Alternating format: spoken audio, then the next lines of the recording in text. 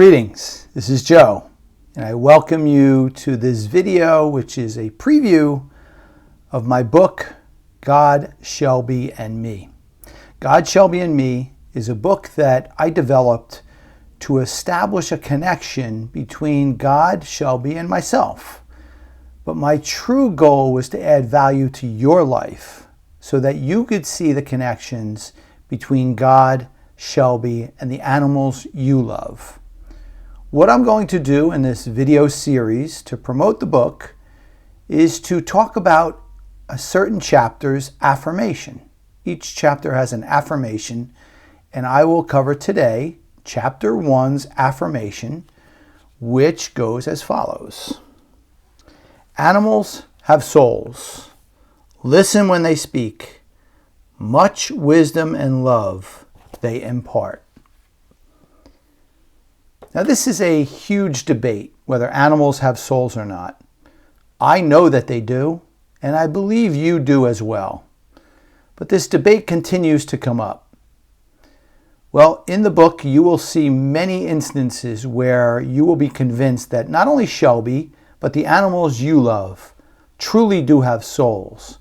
They breathe life into us, and no being that does not have a soul cannot breathe life into us. And you will see that in the book, but you will not see maybe how I believe Shelby acquired this. And I'd like to share that with you now. If you allow me to tell a story, it's about my volleyball coaching days. See, I had one player that I was truly very happy to have on my team. She was a wonderful young lady. Her name was Liliana. Liliana could not reach the net on her serve. Try as she might, practice as she did, she had a hard time.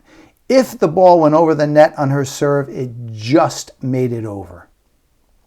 Well, we were in a very contentious game at an away gym, and it was very warm in that gym, and score was 23-23, and it was Liliana's turn to serve.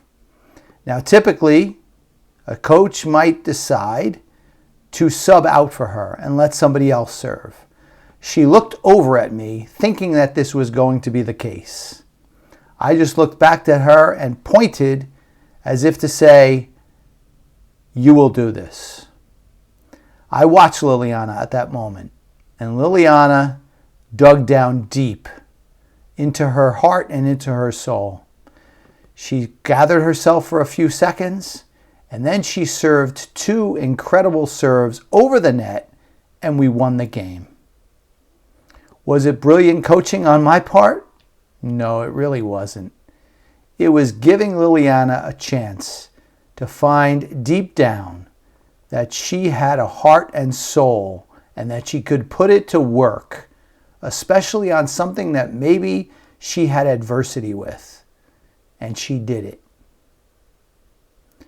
That was one of many examples that we see in our life where beings, animals and people, have souls because they dig down deep into themselves and do what they need to do that maybe they couldn't have done before. This was clearly the case with my Shelby. After being discarded, probably as a bait dog, and beaten and left for dead, she digged down deep into her soul and proved to herself first, as Liliana did, and then to others, yes, I have a soul and I will use it to pick myself up as well as others. My friends, animals do have souls. You will see this throughout my book, God, Shelby, and Me. And I urge you to use this and the other affirmations in that book to bring value to your own life as well as to the lives of others. Please follow me at my website, joedwyerjr.com, and please consider purchasing the book through my website or directly on Amazon. I thank you so much for all you do for animals and people to make this world a better place, especially for those in need.